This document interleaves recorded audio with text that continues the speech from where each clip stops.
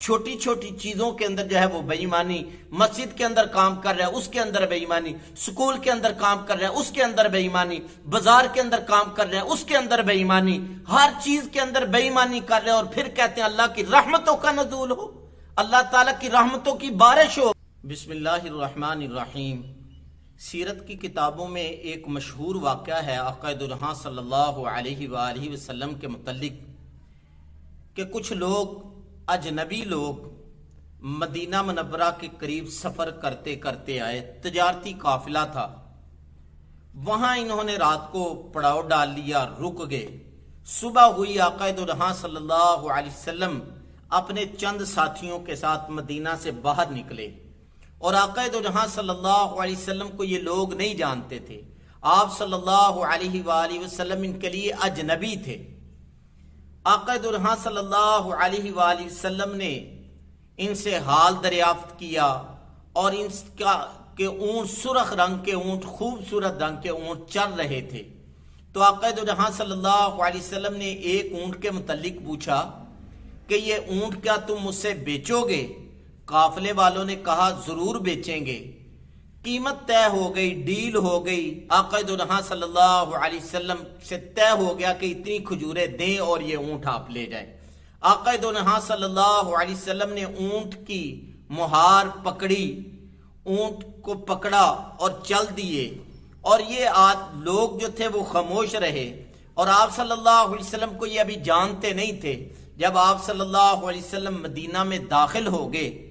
تو یہ آپس میں باتیں کرنی شروع ہو گئے۔ جس نے اونٹ بیچا تھا اس سے باتیں کرنی شروع کر دیں کہ تم نے ایک اجنبی آدمی کو اونٹ بیچ دیا ہے، وہ اب پتہ نہیں اونٹ کی قیمت دے یا نہ دے، اور ہم اس کو جانتے بھی نہیں ہیں، اور اس سے اونٹ لینا بھی ممکن نہیں ہے، اور قیمت نہیں ملے گی، تمہارا تو اونٹ برباد ہو گیا۔ روایات کے اندر آتا ہے وہ بڑھیا عورت تھی، اس نے کہا سارے خاموش ہو جاؤ، میں اس شخص کو بے شک نہیں جانتی، لیکن اس کا چہرہ اتنا خوبصورت تھا، اتنا روشن چہرہ تھا کہ مجھے نہیں لگتا کہ یہ آدمی جھوٹا ہو، مجھے نہیں لگتا کہ یہ آدمی بے ایمان ہو۔ یہ عورت جانتی نہیں ہے، یہ قافلہ جانتا نہیں ہے، اور آقا دو جہاں صلی اللہ علیہ وسلم کے چہرے کو دیکھ کر یہ اس عورت کے، اس بڑھیا کے، اونٹ والی عورت کے الفاظ سے تھوڑا سا وقت گزرا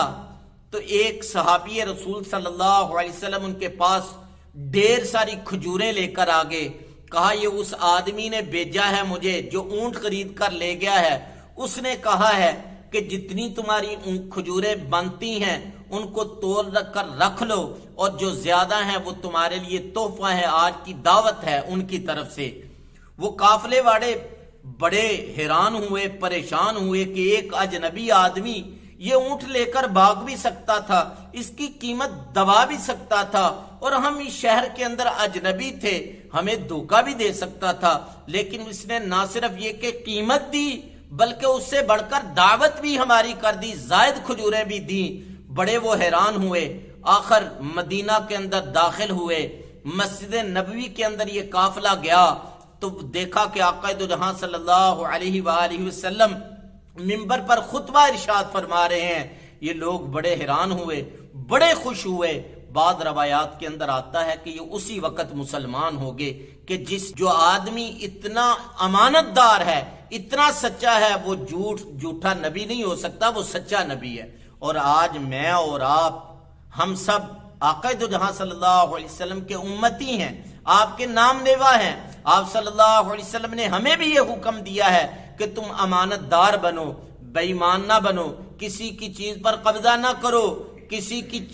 سے کوئی چیز لو تو اس کو واپس کر دو، اگر کسی سے کوئی چیز خریدو تو پوری قیمت دو۔ اور آقا دو جہاں صلی اللہ علیہ وسلم اس وقت مدینے کے حاکم تھے، سب سے زیادہ طاقتور تھے، لیکن آپ صلی اللہ علیہ وسلم نے پھر بھی جو ہے ان کی قیمت واپس کر دی، ان کو جانتے بھی نہیں تھے، اور آپ صلی اللہ علیہ وسلم کو وہ بھی نہیں جانتے۔ آج ہمارے معاشرے کے اندر جتنا اختیار آتا ہے، جتنی قوت طاقت آتی ہے، اتنی بے ایمانی بڑھتی ہے۔ ذہن میں رکھ لیجئے، مسند احمد کی روایت ہے، آقا دو جہاں صلی اللہ علیہ وسلم نے فرمایا کہ جو بندہ امانت دار نہیں ہے اس کا ایمان مکمل نہیں ہے، اور تھوڑی چھوٹی چیز پر اپنا ایمان بیچ دیتے ہیں، چھوٹی چھوٹی چیزوں پر اپنا ایمان جو ہے وہ بیچ دیتے ہیں، خیال نہیں کرتے۔ اس لیے میں اور آپ کوشش کریں، بے ایمانی سے بچیں، امانت داری اختیار کریں۔ ہمارے آقا دو جہاں صلی اللہ علیہ وسلم کے جو جانی دشمن تھے